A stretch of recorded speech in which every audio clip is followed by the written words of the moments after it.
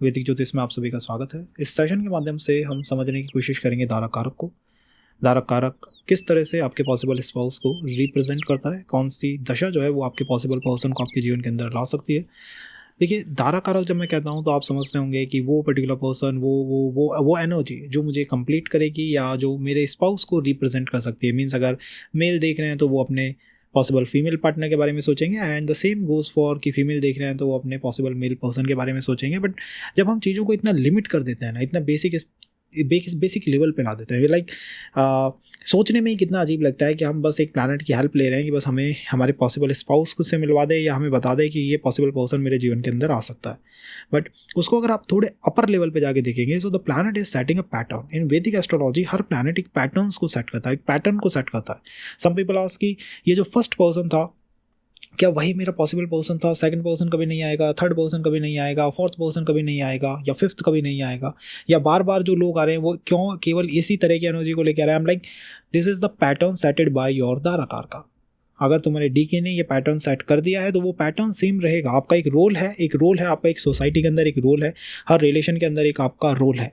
Don't go like कि अगर मैं मेल हूँ तो मेरा रोल मेल जैसा है, फीमेल हूँ तो फीमेल जैसा है। नहीं, प्लैनेट्स के लिए वो रोल डिफरेंट हो सकता है। कई बार पर्सन रिलेशन के अंदर मदर का रोल प्ले कर रहा है, कोई पर्सन है रिलेशन के अंदर प्रोटेक्टिव रोल प्ले कर रहा है, द फादर का रोल प्ले कर रहा है, लाइक प्रोटेक्शन प्रदान करने की कोशिश कर रहा है। सो इस तरह के जो पैटर्न्स होते हैं वो केवल धाराकारक ही सेट कर पाता है। And the third important thing is कि relationship versus the arrange marriage के कॉन्सेप्ट जब बनते हैं तो पर्सन लाइक किस तरह से हो सकती है, क्या व्यवस्थाएं बन सकती हैं, तो उन सब का कैसे हम निर्धारण करेंगे, आपको सारी जानकारी इस सेशन के अंदर मिल जाएगी। सेशन थोड़े लंबे हो सकते हैं, एंड बिलीव मी गाइज, हम प्लैनेट सिस्टम को फॉलो करते हैं, सेशन लंबे हम करते हैं। दो हमारे लिए अच्छा है कि हम सेशंस को जल्दी से जल्दी करें और 20 मिनट के अंदर सब कुछ कवर कर दें। But believe me, we are not interested कि हम कितना ज़्यादा कंटेंट डाल दें या रोज़ हम कंटेंट डालें, हम इसमें इंटरेस्टेड ही नहीं है। एक एक सेशन में बनाएंगे, बहुत आराम से बनाएंगे, सब कुछ को कवर करते हुए बनाएंगे, हर एस्पेक्ट को टच करते हुए बनाएंगे।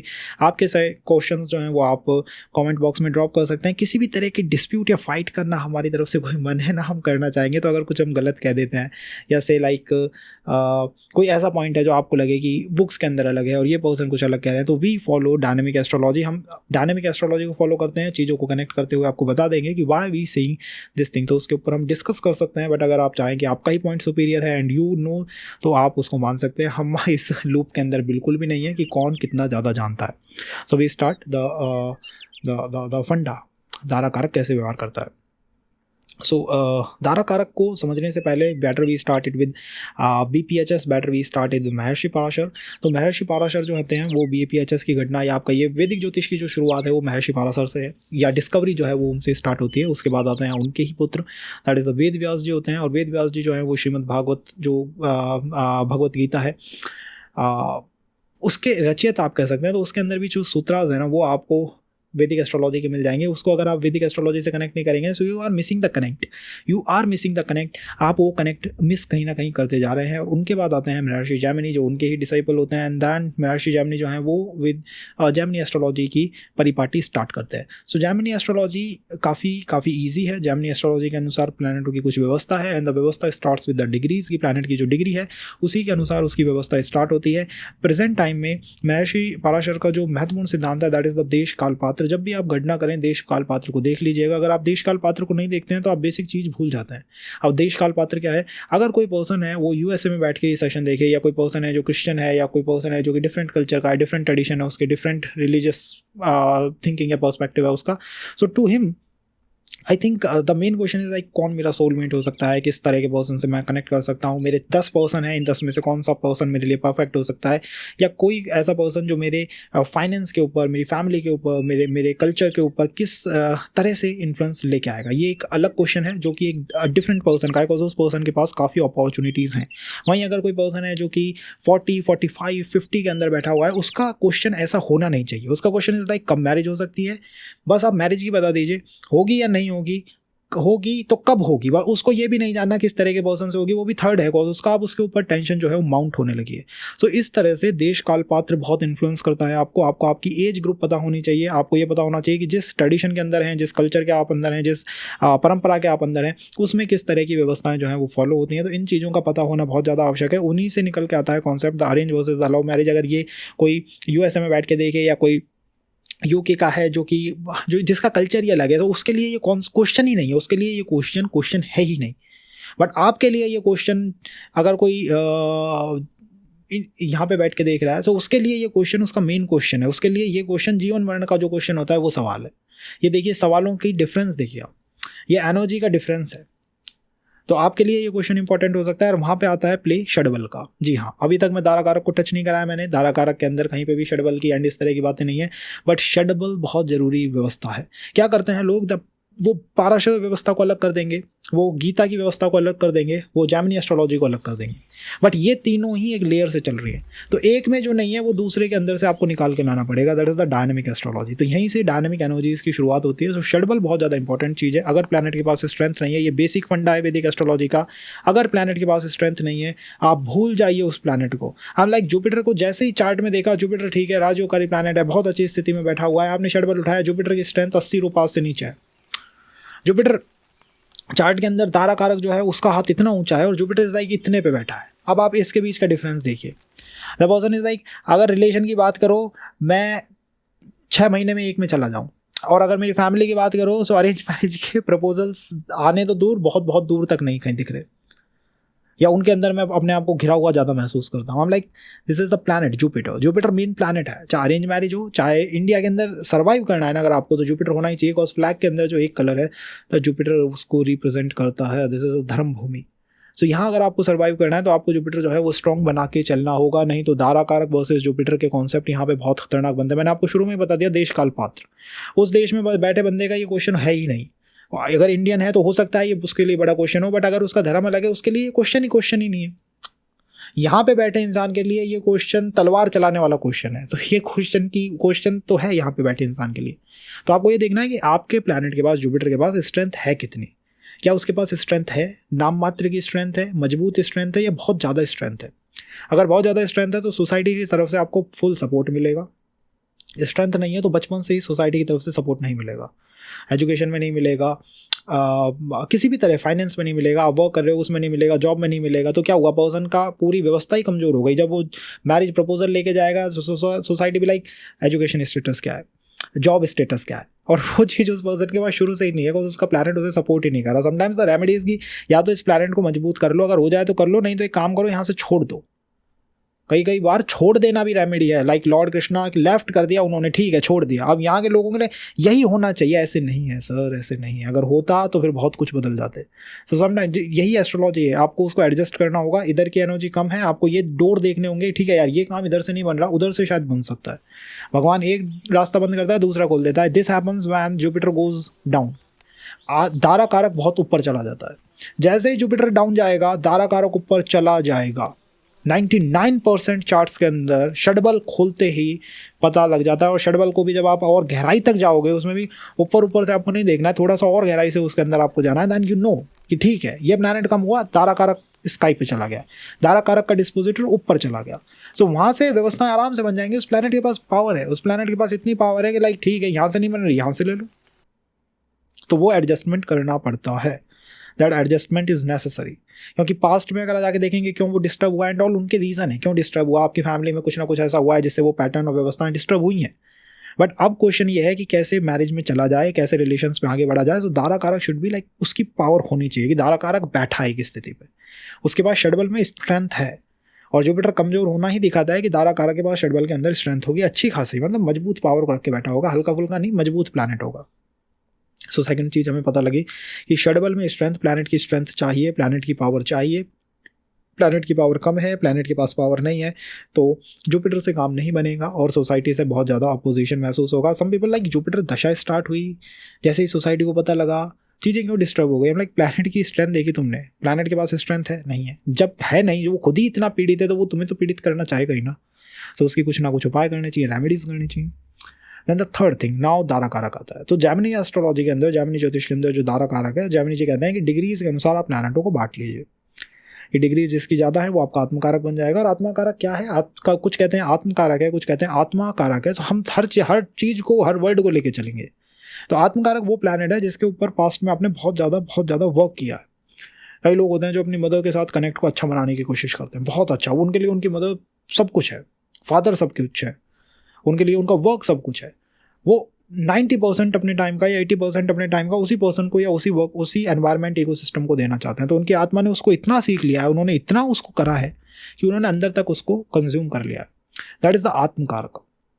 आत्मकारक वो एनर्जी है। आत्मकारक अगर चंद्रमा किसी का हो गया, वो पर्सन आपको चंद्रमा ही दिखेगा, ऐसा लगेगा ये चंद्रमा बैठा हुआ है।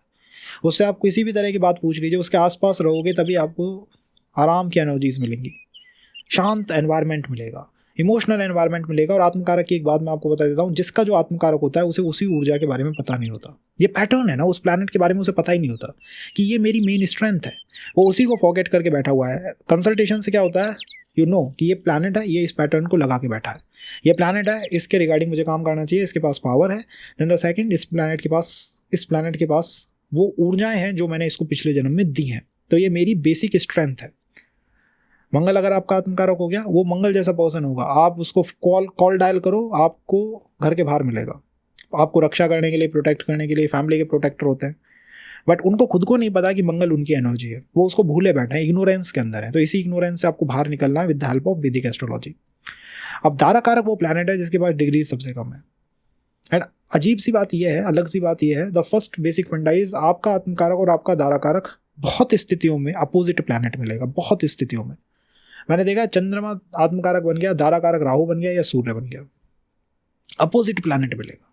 बिकॉज अगर आपने एक काम के लिए ऊर्जा दी है, मान लो कोई बहुत ज़्यादा प्रोफेशन में एनर्जी इसको दे रहा है, तो उसने घर में एनर्जी नहीं दी होगी, इसका यही मतलब है। And the darakaraka is the same thing, कि आपने उस प्लैनेट को इग्नोर करा है, आपने उसको इग्नोर कर दिया है पास्ट लाइफ में। मैं इग्नोर करता हूँ तुम्हें, तुम्हारी एनर्जीज को मैं इग्नोर करता हूँ। आपको उसको इस जीवन में इग्नोर नहीं करना है, बिकॉज जैसे ही आपको समस्या आएगी आप दाराकारक की तरफ भागोगे।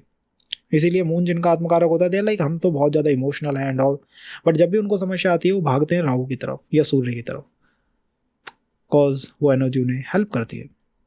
दैट एनर्जी इज लाइक ठीक है, तुमने मेरे रिगार्डिंग कोई काम नहीं करा, कोई कर्म नहीं करा, क्योंकि तुम्हारे मेरे साथ बहुत ज़्यादा कर्म नहीं करे, मैं तुमको थोड़ा फ्रीडम देती हूँ। यहाँ पे फ्रीडम है, यहाँ लिबर्टी है। इसीलिए रिलेशंस में शुरुआत में आपको लिबर्टी, फ्रीडम एंड ऑल दिखाई देंगी कि यहाँ कितना ईजी है प्रोसेस। ईजीनेस क्यों आ रही है? वो पर्टिकुलर दाराकार का उसके रिगार्डिंग आपने कर्म करे ही नहीं, वर्क करा ही नहीं। आपने कहा ठीक है, इस प्लैनेट को इग्नोर करते हुए चलते हैं। प्रोफेशन में बहुत वर्क करा है, घर पे नहीं करा, तो आप क्या करोगे? आप घर भगोगे सीधा। कुछ भी दिक्कत हुई प्रोफेशन में, उसमें तो आपने अपने आप को झोंक दिया था, अब आप सीधा घर भगोगे। ठीक है यार, यहाँ कोई कर्म नहीं करा, यहाँ मैंने कोई डिस्टर्ब नहीं करा, यहाँ आराम करूंगा मैं। So this is the darakaraka. दाराकारक क्या एक पर्सन है? सूर्य दाराकारक हो गया तो मेरा पर्सन सूर्य जैसा दिखाई देगा। वेल यस, वो सूर्य जैसा दिखाई देगा, बट दाराकारक इज द एनर्जी। ये आपको हर जगह दिखाई देगी। वैदिक ज्योतिष में कर्म प्लैनेट के टूवर्ड होते हैं, पर्सन के टूवर्ड नहीं होते। रवि, सुरेश, महेश, चंदू, इनसे हमारे कोई कर्म नहीं है। Karma is like with Mercury, with Jupiter, with moon, with Mars, with Rahu, with Ketu. प्लैनेटों से हमारे कर्मास हैं, और प्लैनेट पर्सन के अंदर दिखाई देता है। दिस इज द परमात्मांश है। अब मैं आपको उन चीज़ों को हम किसी और सेशन में कवर करेंगे। वो प्लैनेट ही आपको पर्सन में दिखाई देंगे। किसी की जुपिटर की दशा चल रही है, सब मेरा दाराकारक जुपिटर है, मैंने कहा यही देखो, ये पर्सन तुमको जब चाहो इसके पास चले जाना, इसके आसपास चले जाना। ये तुमको ऐसा महसूस कराएगा कि यार मैं तुम्हें कितने पहले से जानता हूँ। एंड पर्सन इज सेइंग मैं तुम्हें बहुत पहले से जानता हूँ। अरे भाई, आप पर्सन को नहीं, आप उस प्लैनेट को बहुत पहले से जानते हैं। आपका उसके साथ कार्मिक संबंध रहा है, प्लैनेट के साथ कार्मिक संबंध रहा है। अगर 10 प्लैनेटों को, 10 इंसानों को जुपिटर की दशा है, 10 इंसानों के ऊपर जुपिटर का इन्फ्लुएंस है, आपका दाराकारक जुपिटर है, तो आप 10 लोगों के साथ उस तरह का संबंध नहीं बनाओगे। फिर आपको ये देखना होगा कि मेरे दाराकारक ने कौन सा पैटर्न मेरे लिए बनाया है। क्या मैं इस रिलेशन के अंदर पीड़ित होऊंगा?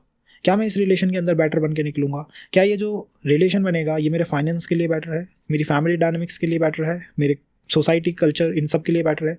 और आपकी आत्मा डिसाइड कर लेगी कि यार इस पर्सन के साथ मेरा इस तरह का संबंध है, ये इन सारी चीज़ों को फुलफिल करता है, पूरी चेकलिस्ट को कंप्लीट करता है, तो इसके साथ जुड़ना चाहिए। इस तरह से आप किसी पर्सन के साथ जुड़ते हो।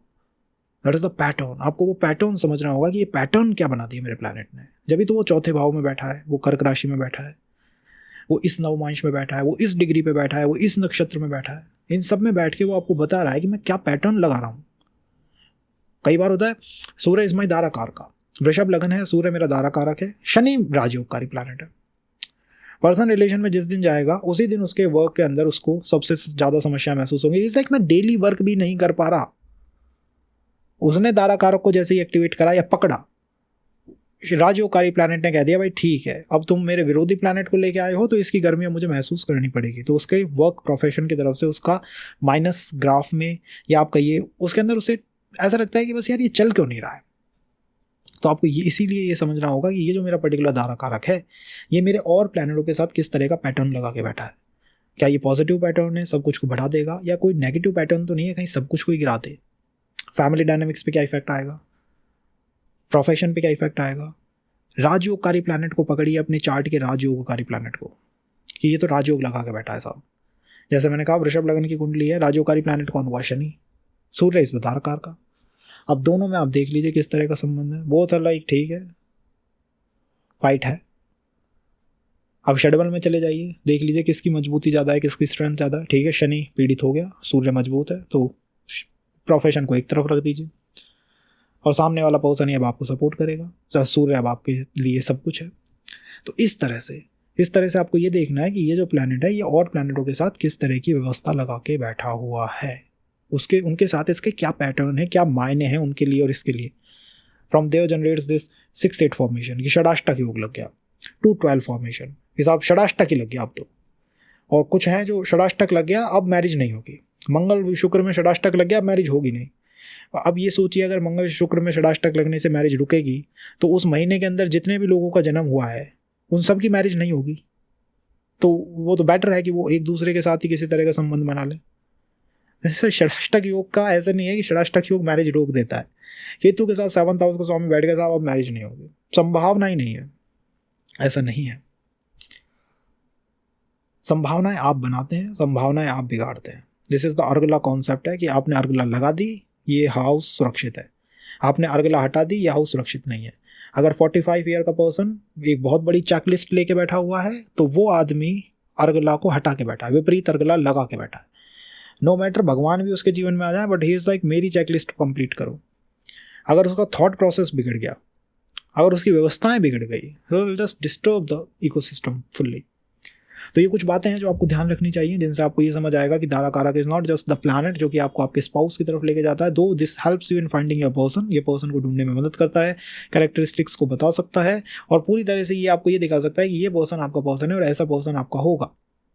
बट द सेम थिंग अगर आपका सूर्य धारा कारक है, सो सूर्य की एनर्जी जिस भी पर्सन के अंदर विद्यमान है उसी से आपको उस तरह का अट्रैक्शन या एनर्जीज आपको महसूस होंगी। और सूर्य की एनर्जीज का मतलब है कि सूर्य की एनर्जीज लाखों लोगों में होंगी। तो आपका पर्सन कौन आपका पर्सन होगा ये डिसाइड करने में आपकी हेल्प करेगा कि पैटर्न, आपको पैटर्न देखना होगा कि ये प्लैनेट किस पैटर्न को लगा के बैठा है, किन के साथ ये युति में है, किन को ये एस्पेक्ट कर रहा है, राजयोगकारी प्लैनेट के साथ किस तरह का बैठा हुआ है, मेरी खुद की लगन कुंडली में मेरी जो लगनेश है उसके साथ ये किस तरह का संबंध रखता है, मेरी फैमिली के डायनामिक्स में किस तरह के रोल को प्ले करता है, ये सब आपको देखना होगा। वो कैसे पता लगेगा, हर प्लैनेट के साथ धारा कारक की मैचिंग होनी चाहिए, हर प्लैनेट को धारा कारक से जोड़ के देखना चाहिए कि इन चीज़ों के ऊपर इसका इन्फ्लुएंस किस तरह का जा रहा है, मैरिज की एज कब हो सकती है, मैरिज की व्यवस्थाएं कब बन सकती हैं, या फिर वो रिलेशन जो है मैरिज में टर्न आउट होगा या नहीं। This is also very big question कि वो टर्न आउट होगा या नहीं। उसमें आपको यही समझना है कि जिस प्लैनेट की स्ट्रेंथ बहुत कम है आपके बर्थ चार्ट के अंदर, जैसे ही उसकी दशा, सब दशा या फिर वो पर्सन आपके जीवन में आते हैं, ठीक है जुपिटर कमजोर है, सबसे कमजोर है, अब पर्सन ने क्या करा, पर्सन ने कहा ठीक है फैमिलीज को बुला लो, इधर वो आई हैं, उधर धच्चियाँ उड़ गई हैं। मंगल साहब मेरा मंगल सबसे कमजोर है, पर्सन इज लाइक एक काम करते हैं कि छोटे भाई बहनों को बुला लेते हैं, इधर वो आएंगे या प्रॉपर्टी की बात करते हैं, इधर वो बात शुरू होगी और धच्चियाँ उड़ा देगा वो प्लैनेट आपकी, और वो आपका कमजोर प्लैनेट है। कमजोर लोग बाहर रहेंगे, राक्षसी ताकतें बाहर रहेंगी, देव ताकतें जितनी आपके साथ रहेंगी उतने जल्दी आपके काम हो जाएंगे। और दशा मैनिफेस्टेशन की बहुत आवश्यक है, किस पर्टिकुलर टाइम के अंदर संबंध बनते हैं वो बहुत आवश्यक है, उसमें जो दशा बन रही है उन्हीं दशा के अंदर आपको चीज़ों को मैनिफेस्ट करने की कोशिश करनी चाहिए। Otherwise the thing is planet है। अगर उसके अलावा उसके विरोधी प्लैनेट की दशा आती है, मान लो आप कि कोई राहु से जुपिटर में स्विच करे या फिर कोई विरोधी प्लैनेट की दशा आ जाए, तो दैन थिंग्स लाइक वो कुछ चैलेंज ला सकते हैं। तो वहाँ उस प्लैनेट के अनुसार आपको बदल जाना चाहिए। With discussion you can turn it. और किसी मजबूत प्लैनेट की दशा में, धारा कारक के सपोर्टिव प्लैनेट की दशा में जो रिलेशंस है वो मैनिफेस्ट हो सकते हैं मैरिज के अंदर बहुत आसानी से। तो इस सेशन के यहाँ तक हमने आई थिंक बड़े बड़े जो क्वेश्चन हैं उनको कवर कर लिया होगा।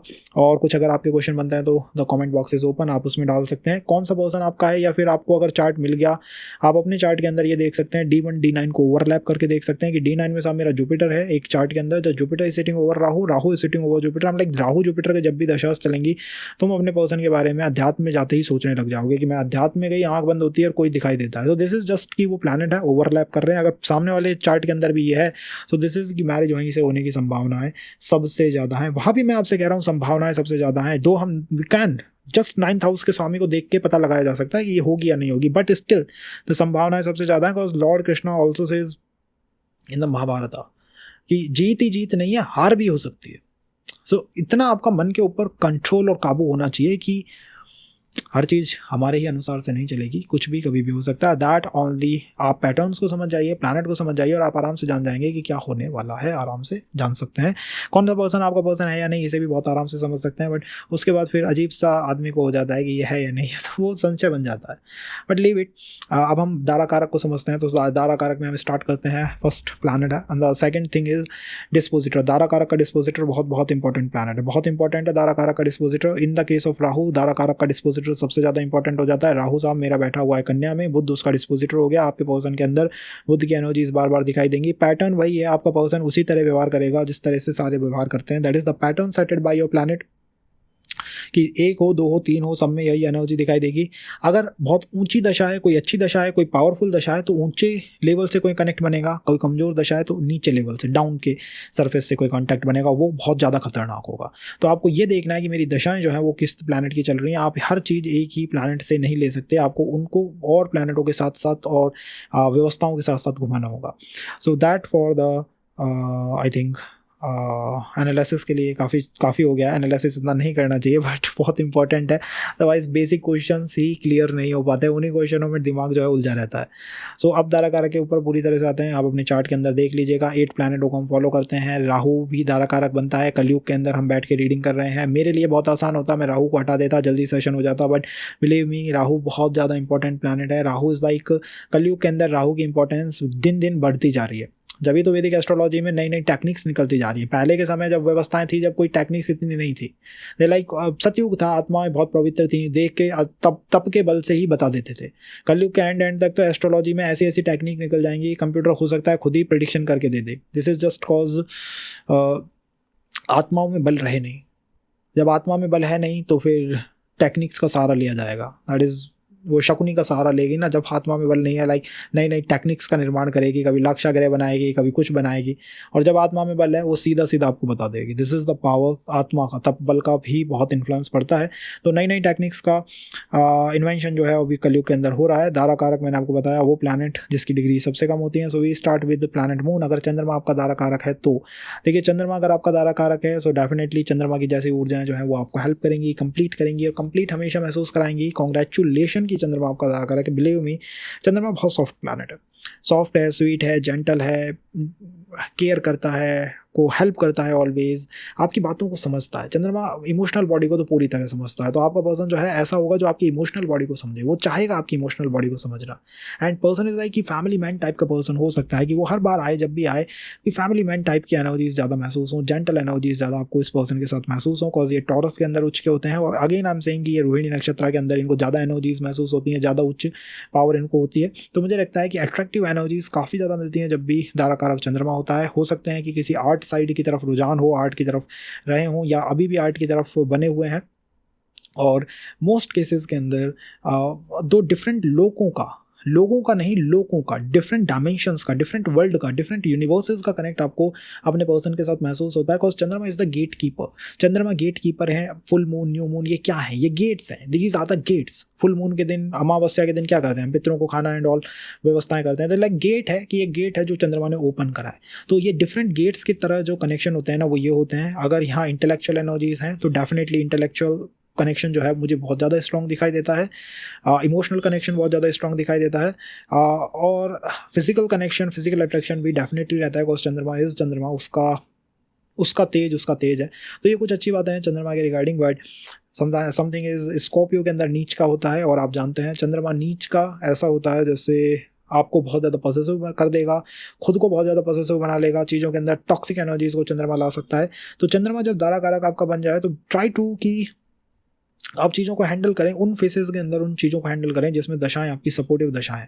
चंद्रमा दारा कारक है साहब, आप चीज़ों को हैंडल करने चले गए शनि की दशा के अंदर। शनि इज लाइक धीमे धीमे चलता है, और मंगल की दशा अगर आपके हो तो आप बहुत तेज़ी से चलेंगे। तो चंद्रमा लाइक द स्पीड, या फिर गुरु की दशा, वो चंद्रमा को पसंद है, वहाँ वो अच्छा फंक्शन करता है। अगर एक शनि जैसा प्लैनेट है तो अगर आप मैच्योर हैं तो ओके है, ग्रेट है कि आप मैच्योर एनर्जीज आपके पास हैं। अगर मैच्योर नहीं है तो यहाँ ये दिक्कत सबसे ज़्यादा आती है, यार ये चीज़ आगे कब बढ़ेगी, कि ये आगे क्यों नहीं बढ़ रहा है, चंद्रमा को स्पीड चाहिए, चंद्रमा मूव करता है बहुत तेज़ी से, तो ये मूवमेंट आपके स्पाउस को, आपके पर्सन को चाहिए ही चाहिए, वो आपको प्रोवाइड करने की कोशिश करनी चाहिए। And something about planet moon, I think medium height के पर्सन, या फिर एक अच्छी well build body but medium height type की पर्सनैलिटी हो सकती है। और इन लॉज की तरफ चंद्रमा जब भी दारा कारक बनते हैं, इन लॉज की तरफ, या आप कह सकते हैं कि आपके स्पाउस की जो फैमिली है उसके अंदर आपको कहीं ना कहीं फेमिनिन एनर्जी का डोमिनेंस दिखाई देगा। फेमिनिन एनर्जी का डोमिनेंस बनता है जब भी मून दारा कारक होते हैं।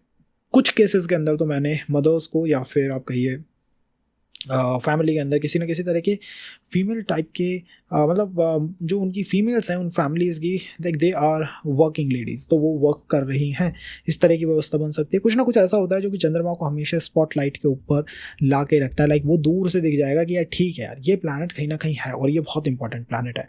तो ये कुछ हो सकती हैं एनर्जीज जब चंद्रमा आपका दारा कारक बनता है इस प्लैनेट के साथ कार्मिक संबंध। सो ये कुछ ऊर्जाएं हैं जो चंद्रमा दारा कारक के साथ चलती हैं।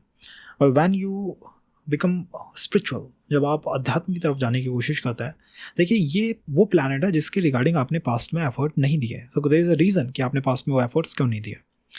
हो सकता है आप बहुत ज़्यादा प्रैक्टिकल थे, बहुत ज़्यादा वर्क माइंडेड थे कि अपने काम के ऊपर ही पूरा ध्यान है कि काम ही मेरा जीवन है। This type of personality in the past कहीं ना कहीं थी आपकी पास्ट लाइफ में, हो सकती है शुरुआत से हो सकती है। सो जब एज बढ़ने लगती है या आप अध्यात्म की तरफ जाने की कोशिश करते हैं तो देयर कम्स एक रिपील इफेक्ट क्रिएट होता है।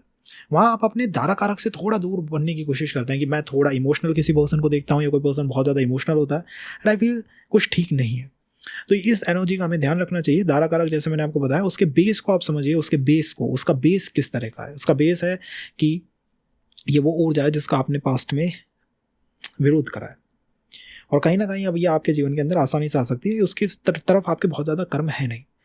अगर आप अध्यात्म में बहुत चले जाते हैं, आपकी सोल ही एक्टिव हो गई और उसको तो वो चीज़ें पता है, उसको वो पैटर्न्स की ज़्यादा जानकारी है, उसको उस तरह की व्यवस्थाएं हैं। कई बार लोग अध्यात्म में जाते हैं, दे लाइक फीलिंग समथिंग कि कुछ हो रहा है, हमें खुद को नहीं पता कि क्यों हम इस तरह का महसूस करते हैं toward a person, toward a energy, toward a planet, toward a thing, but वो महसूस हो रही है।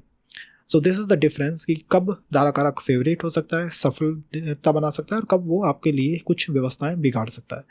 इस तरह के इमोशनल पर्सन होते हैं, फैमिली मैन टाइप के पर्सन होते हैं, तो डेफिनेटली अरेंज मैरिज की यहाँ संभावना बहुत ज़्यादा हो जाती है। लाइक रिलेशन टू मैरिज की संभावना ईजी हो जाती है बिकॉज मून की एक्सेप्टेंस है, चंद्रमा की एक्सेप्टेंस है। हो सकता है बहुत ज़्यादा पर्सन फेम में हो, नेम में हो, सक्सेस प्राप्त हो, या हो सकता है कि थोड़ा आपके साथ अच्छी तरह उसका संबंध हो, एक जेंटल बिहेवियर हो, तो इनके साथ संबंध आगे जाने की संभावनाएं ज़्यादा बनती हैं। They are not like toxic, general toxic person type नहीं होते हैं। हाँ, स्कॉर्पियो के आसपास आ गया चंद्रमा और कुछ और अलाइनमेंट बिगड़ गए या बन गए, तब बातें अलग है। बिकॉज चंद्रमा के ज़्यादा शत्रु भी नहीं है। एक मर्क्यूरी है जो इसको बहुत अच्छी तरह से नहीं देखता है, अदरवाइज इसके ज़्यादा शत्रु नहीं है। तो अगर आप बिजनेस के अंदर हैं तब आपको थोड़ा ध्यान रखना चाहिए, बिकॉज बुध जनरली चंद्रमा के साथ थोड़ा रिपील टाइप के एनर्जीज को रखता है। बुध इज लाइक ये प्लैनेट मुझे कहीं ना कहीं डिस्टर्ब कर रहा है। तो अगर ऐसे वर्क में है तो उस पर्टिकुलर डायनामिक्स को तो दारा कारक इन्फ्लुएंस कर सकता है, बट अदर डायनामिक्स में मुझे नहीं लगता कि इसका कोई सीधा इंटरफेरेंस रहता है। बिकॉज सारे प्लैनेटों के साथ ये सम व्यवहार रखता है, अच्छा व्यवहार रखता है, न्यूट्रल है।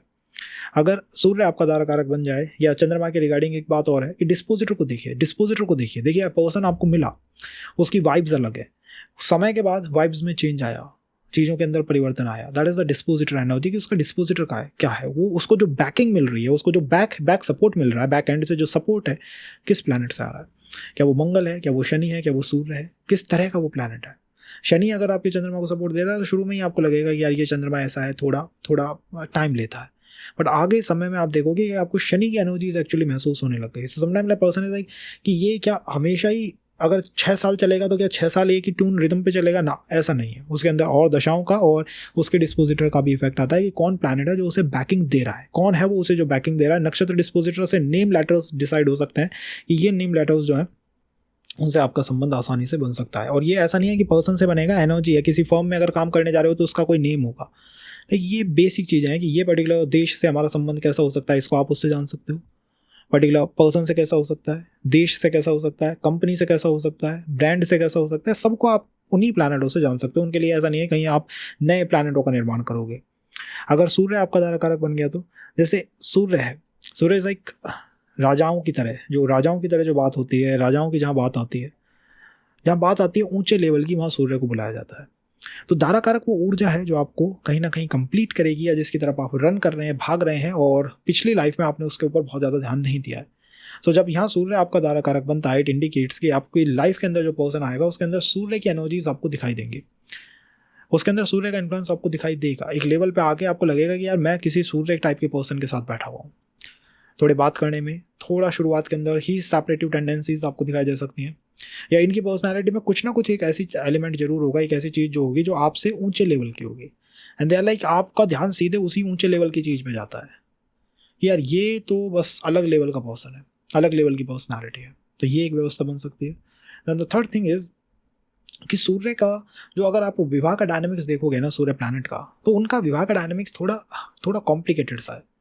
वाइफ में है तो 2 वाइफ्स हैं, एक से पुत्र हुआ है शनि जिनका उनके साथ विरोध है, तो पूरी फैमिली डायनामिक्स में थोड़ा सेपरेटिव टेंडेंसीज ज़्यादा है। But family belongs to that royal group, royal camp की फैमिली है, तो मतलब ऊंचे लोगों के साथ आपसे आपका संबंध हो सकता है। अगर यही सूर्य आपका दारा कारक है तो लगता है कि आपका जो पार्टनर होगा, स्पाउस होगा, उसकी इच्छाएं बहुत होंगी, उसके अंदर वो जो होता है ना कि ऊंचा बनने की, वो इच्छाएं बहुत ज़्यादा आपको देखने को मिलेंगी।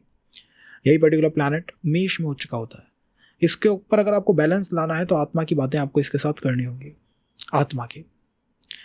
और अगर इसको डिस्टर्ब करना है तो आप मैरिज की बातों की तरफ ले जाइए, संबंधों की बातें करिए, या पार्टनरशिप की बातें करिए। पार्टनरशिप आपने कहा नहीं, एंड दे बिलीव कि पार्टनरशिप में जो जो जो मजबूत साइड होगी, जो डोमिनेंट साइड होगी, जो पावर है, वो इनकी तरफ ज़्यादा शिफ्ट रहेगी, मतलब ये पावरफुल हमेशा बने रहेंगे।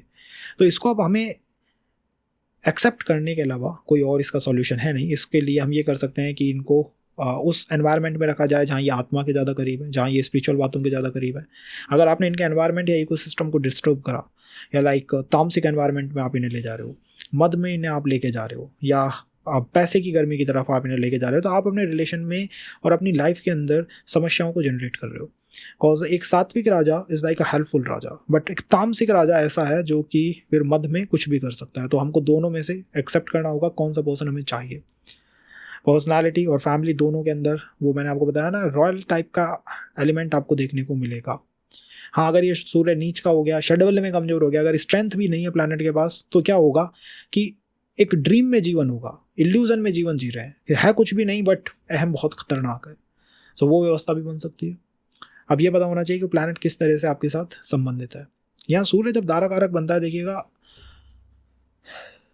वृषभ, तुला, कैप्रिकॉर्न, एक्वेरियस, वर्गो और जेमिना, इनके अंदर इसके दारा कारक होने की संभावनाएं एक लेवल से ऊपर की होती है। कॉज इनका राजयोगकारी प्लैनेट है वो शनि बैठेगा, शनि इनके लिए एक सपोर्टिव प्लैनेट है। तो यहाँ एक नेचुरल फाइट स्टार्ट हो जाती है। वृषभ तुला में तो प्रोफेशन पे उसका इम्पैक्ट आता ही आता है कि ठीक है, इस रिलेशन के डायनामिक्स का सबसे ज़्यादा इम्पैक्ट जो है मेरे प्रोफेशन पे आ रहा है। जैसे ही आपको ये देखने को मिले, समझ जाइए यही पर्सन आपका पर्सन है, और वो पावर अब आपके हाथों से जा चुकी है। आप तो ये भी नहीं कह पाएंगे कि ये काम ऐसे नहीं करना, वैसे नहीं करना। मतलब जबान को सिल लेना, होठों को सिल के बैठ जाना is like what Surya is. उसके सामने अध्यात्म की, आत्मा की, ज्ञान की, इन बातों को आप करें तो वो और ज़्यादा बेटर स्थिति में रहता है। सूर्य नीच का मैंने आपको बताया, उच्च की सूर्य की पोजीशन मैंने आपको बताई। सूर्य को जुपिटर के साथ बहुत संबंध आता है। सोसाइटी, धर्म की बातें, धर्म की तरफ रहना, ये इनको ज़्यादा पसंद आएगा। सूर्य जिस साइन के डिस्पोजिटर में है, आपको वो भी देखना है कि सूर्य है किसके डिस्पोजिटर में, कौन किस राशि के अंदर बैठा हुआ है। सब मेष राशि में बैठा हुआ है, एक अलग तरह का सूर्य है। वृषभ में है, एक अलग तरह का सूर्य है। इसका डिस्पोजिटर बहुत बातों को कहता है, सूर्य का डिस्पोजिटर बहुत बातों को कहता है। हर आदमी सूर्य को घर देने को तैयार नहीं होता। कौन सा ऐसा पर्सन है जो राजा को अपना घर देगा? कौन है जो सूर्य को घर में लाना चाहेगा? गर्मी की स्थिति आप देखिए, हर पर्सन है कि सूर्य डूब जाओ, छुप जाओ कहीं जाके। तो ये सूर्य के साथ है। जिस प्लैनेट ने इसको घर दिया है, वो प्लैनेट आपके रिलेशन के बारे में कुछ ना कुछ कहेगा, कहे बिना वो नहीं मानेगा। बुद्ध ने दे दिया कि साहब मिथुन में जाके बैठ गया मेरा सूर्य बींग तारा कारक। अब बुद्ध आपके रिलेशन के बारे में कहेगा, वो मानेगा ही नहीं कहे बिन। तो उसने दिया है तो कुछ ना कुछ खोया है, तो किसी कारणवश खोया है।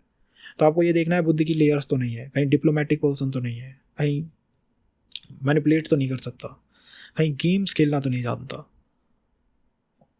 तो ये चीज़ें आपको देख के चलनी होंगी। टर्निंग टू मैरिज, इसमें चैलेंज रहते हैं, और सूर्य के साथ चैलेंजेस मैंने आपको शुरू में बताया, इसके साथ चैलेंजेस हैं। तो यहाँ चैलेंजेस रहते हैं पर्सन की पर्सनालिटी में। हाइट मीडियम स्तर की, एटीट्यूड काफ़ी अच्छा, और आईज़ अलग तरह की देखने को मिलेंगी। आईज़ काफ़ी बड़ी हो सकती हैं, एक अलग तरह की सूर्य की आँखें, सूर्य अपनी आंखों से ही सब कुछ को देखते हैं, सब में एनर्जीज देते हैं, तो आईज ऐसी होंगी कि लाइफ को चैनलाइज कर दें, लाइफ फोर्स ऐसा लगेगा कि इनकी आंखों के अंदर ही जीवन की सारी अमृत जाके बैठ गया है। गवर्नमेंट से सपोर्ट आता रहता है। रिलेशन के बाद सरकार से जो जॉब्स होती हैं उसकी संभावनाएं ज़्यादा बन जाती हैं, गवर्नमेंट के फेवर की संभावनाएं ज़्यादा बन जाती हैं। बट प्रोफेशन में ध्यान हट जाता है प्रोफेशन से। ये उन लोगों के लिए है जिनका सूर्य धारा कारक है, एंड 2000 उन लग्नों से हैं जिनको अभी हमने बताया है, तो इनका ध्यान रखना चाहिए। काफ़ी अच्छा संबंध है चंद्रमा के साथ, चंद्रमा और सूर्य का तो मोस्टली होता है कि चंद्रमा के साथ इनका अच्छा संबंध रहता है। मीन्स या आप चंद्रमा की दशा में हैं, आपका पर्सन चंद्रमा की दशा या सूर्य की दशा में और आप मिल लिए, ये एक व्यवस्था बन सकती है। और कार्मिक संबंध रहते हैं क्या? आत्मीय संबंध तो रहते हैं, आत्मा के संबंध रहते हैं, बट कार्मिक इसे ज़्यादा नहीं कह सकते। और सूर्य इज नॉट लाइक वो बंधनों में रहता नहीं है वो प्लैनेट, तो इसे आत्मीय संबंध कह सकते हैं। आत्मा का आत्मा से संबंध जो है उसे कहा जा सकता है। अगर गुरु आपके धारा कारक हो जाए तो वह गुरु क्या है? गुरु ज्ञान है, गुरु अध्यात्म है, गुरु जीव है।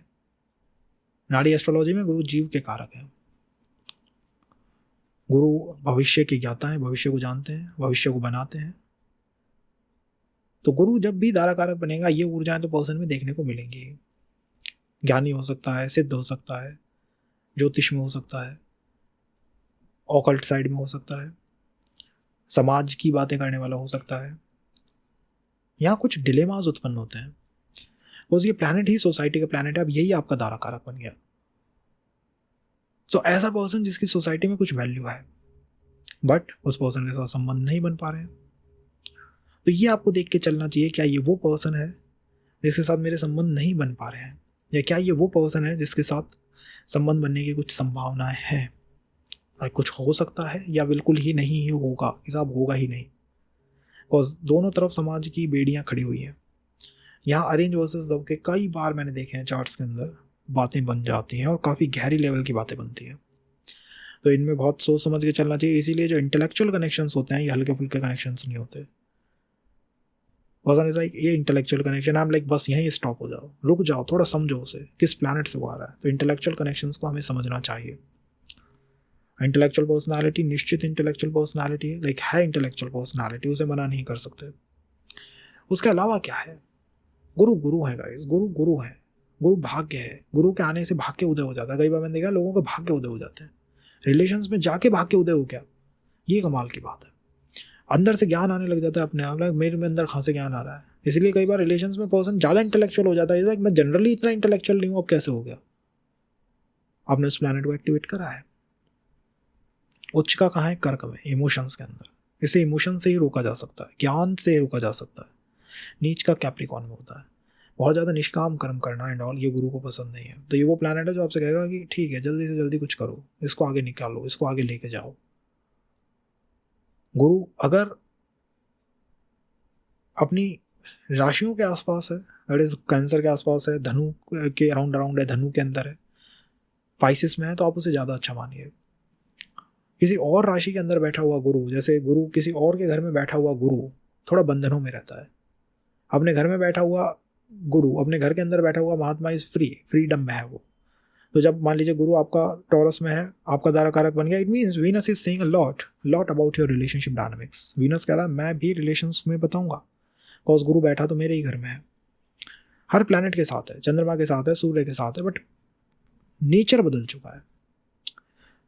टॉरस में बैठा हुआ गुरु एक ऐसा पर्सन लेके आएगा जो कि कहीं ना कहीं शुक्र की एनर्जीज को अपने अंदर रखेगा, कि ये अतृप्त आत्मा है, या इसके अंदर अतृप्ति है किसी न किसी चीज़ की। समझेज कहीं अतृप्ति ना हो जाए। ये पर्टिकुलर रिलेशन के अंदर, इस पर्टिकुलर कनेक्शन के अंदर वीनस अतृप्त है, ये शुक्र अतृप्त है, ये काम अब तक अतृप्त रहा है। तो वो इंटेलेक्चुअल से किस तरफ? काम की तरफ चला गया। या लुक्स में आदमी इतना खतरनाक लुक्स का होगा और वो इंटेलेक्चुअल से एट द एंड लुक्स पे चला जाएगा। तो दूसरा प्लैनेट कौन है उसके बारे में हमें पता होना चाहिए कि डिस्पोजिटर कौन है। अदरवाइज ये कंफर्म है कि ऐसे ही पर्सन के साथ संबंध होगा जो कि गुरु जैसी एनर्जीज को रखे। किसी सोशल सेरेमनी में, कोई सोशल प्रोग्राम में, सोशल मीडिया के थ्रू, या फिर आपका ये एजुकेशन इंस्टीट्यूट एंड ऑल, यहाँ पे आप आराम से अपने इस पर्सन को मिल सकते हैं। That is possible. बट यहाँ डिलेमा की बात मैंने आपको शुरू में ही बता दी, बिकॉज गुरु दोनों चीज़ें हैं। अगर गुरु षडबल में गिरा तो दारा कारक भी षडबल में गिरा, और डिस्पोजिटर ही है जो उसको बचा रहा है या बिगाड़ रहा है। दैट इज लाइक गुरु तो गिर गया, अगर आपके पर्सन के पास कोई दूसरी एबिलिटी नहीं है तो फिर वो रिलेशन लंबा नहीं चलेगा। ये पॉइंट आप जब भी समझ सकते हैं जब आप एनालिसिस देख के आए, तो एनालिसिस को एक बार देख लीजिएगा। विनती है आपसे कि एनालिसिस को आप देखें, आप समझें कि कैसे धारा कारक और षडबल का जो प्लैनेट है, षडबल है, वो एक दूसरे के साथ इंटरप्ले करते हैं। तो आपको यहाँ ये बात समझ के चलनी होगी। ओवरऑल मुझे अच्छा लगता है गुरु का दारा खाना। गुरु कहीं भी आए, देखिए गुरु एक गुरु हैं, गुरु हैं, तो वो कहीं भी आए वो अच्छे लगेंगे आपको। रोल आपके पार्टनर का ऐसा ही है, मोर लाइक टीचर टाइप का, फिलोसोफर टाइप का, गुरु टाइप का, गाइड टाइप का, इस तरह का रोल आपके पार्टनर का है, आपके स्पाउस का है आपके जीवन के अंदर। एंड या इस तरह का ही रोल है। और पास्ट में आपने इन एनर्जीज़ को काफ़ी रोकने की कोशिश करी है, पास्ट में आपने रोका है। तो जब आप अध्यात्म की तरफ जाते हैं, तो अध्यात्म की तरफ आप जाएँ तो वहाँ आप कनेक्शन बनाने की थोड़ी कम कोशिश करिएगा। बिकॉज अध्यात्म की तरफ जब जाता है ना आदमी, तो उसकी आत्मा में छुपी हुई जो गहरी गहरी बातें हैं वो बाहर निकल के आती हैं। पास्ट में आपने इस प्लैनेट से कहा है मत बनो मेरा ये प्लैनेट, मैं तुमको एनर्जी नहीं देने वाला या नहीं देने वाली। अब वो पर्सन आपको वापस मिल रहा है, वहीं मिल रहा है जहाँ आप अध्यात्म में जा रहे हो, गुरु के पास जा रहे हो, आप ध्यान में बैठे हो, आपको कोई पर्सन मिलता है, कोई दिखता है, उनसे थोड़ा बचिए। That's what I am saying. Because वो एक आध्यात्मिक एनर्जी की तरफ से चैनलाइज व्यवस्था है, तो इसका हमें ध्यान रखना चाहिए। कई बार ये भी होता है अध्यात्म में आदमी चला गया और बहुत उससे इंटेलेक्चुअल बात करो, वो आपको लड़ देगा, इसलिए मुझसे ज़्यादा ये फालतू की बातें मत करो। शुरू में उसको पसंद है, बट अध्यात्म हर इंसान के लिए है नहीं, यही तो बात है। अध्यात्म स्वभाव उच्चते, वो स्वभाव को और बढ़ा देता है, और स्वभाव फिजिकल बॉडी का तो कोई स्वभाव है ही नहीं। अध्यात्म मतलब आत्मा का स्वभाव है। अब जब आत्मा का स्वभाव ऊपर चला गया, physical body is like attraction है, आत्मा इज सेइंग ना है ही नहीं, तो वो फिर डिसबैलेंस आ जाता है ना। डिसबैलेंस हमें नहीं लाना, हमें बैलेंस करना दोनों ऊर्जाओं को। This is for Jupiter. Then fourth planet is शुक्र को लेते हैं। तो शुक्र इज द दारा कारक। देखिए शुक्र ये क्या प्लैनेट है, ये है ही दारा कारक। इसके एनर्जी, इसकी सारी बातें ही दारा कारक से मिलती जुलती हैं। ये उन्हीं बातों को कहता है जो दारा कारक कह रहा है। दोनों में डिफरेंस क्या है फिर? वेल शुक्र सिग्निफाइज द, वो भोग को दिखाता है। दारा कारक भोग को नहीं दिखाता, दारा कारक सुख को दिखाता है। दारा कारक इज लाइक मैं तुम्हें जब हेल्प करूंगा जब सारी दुनिया तुम्हारे खिलाफ हो जाए, दिस इज द दारा कारक। इसीलिए मैंने कहा जब अरेंज मैरिज की व्यवस्थाएं बिल्कुल टूट जाए, जब आप एक बार भग के देखिए दारा कारक को, द पर्सन इज लाइक मैं तुम्हें हेल्प करने के लिए अभी भी तैयार हूँ, बिकॉज तुम्हारे मेरे साथ कर्म बहुत कम है, तुमने मुझे बिगाड़ा ही नहीं है, डिस्टर्ब ही नहीं करा है।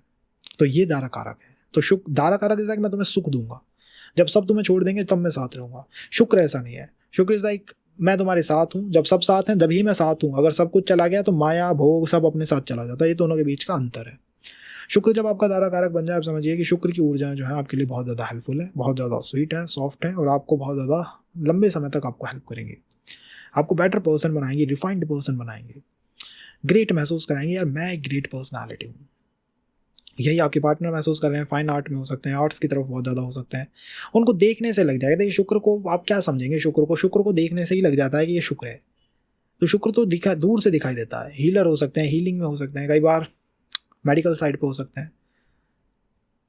तो ये एक एनर्जी बनती है शुक्र की, एक लेयर है शुक्र की जो चलती है। उच्च के कहाँ होते हैं? पाइसेस लिबरेशन के अंदर। लॉर्ड विष्णु के भक्त हो सकते हैं, लॉर्ड विष्णु के फॉलोअर्स हो सकते हैं। मुक्ति इन्हें ज़्यादा पसंद रहती है, और बंधनों में जब ज़्यादा आते हैं तो ये डिस्टर्ब हो जाते हैं। इसलिए मैंने आपसे कहा ना कि शुक्र इज लाइक जब ही दारा कारक जैसा है कि इसके साथ भी कम कर्म है, ये बंधन कर्म आए नहीं और ये भगा नहीं।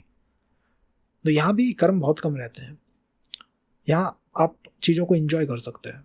ये इन दोनों का साइड, दोनों का ध्यान जो है वो भोग की तरफ जाता है, यहाँ चीज़ों को एंजॉय करने की बात बन रही है। शुक्र की एक राशि रिलेशनशिप की राशि है और दूसरी राशि फैमिली मैन की राशि है, तो दोनों ही चीज़ों को ये बैलेंस और हेल्प आउट करते चलते हैं। शुक्र जिस राशि के अंदर होते हैं वो बहुत इंपॉर्टेंट राशि होती है। आपका दारा कारक तो आपने जान लिया कि ठीक है शुक्र है, हो सकता है वो शुक्र की दशा में, हो सकता है मैं शुक्र की दशा के अंदर हूँ और पर्सन के साथ कनेक्ट बने। तो दोनों में से कोई भी हो सकता है कि शुक्र की इन्फ्लुएंस में हो, शुक्र की दशा में हो, शुक्र की एनर्जीज को अपने जीवन में रखता हो। ये हमें पता लगा। नेम फेम सक्सेस हो सकती है, पर्सन भोग की तरफ हो सकता है। स्पेशल चीज क्या है? द स्पेशल थिंग इज कि शुक्र को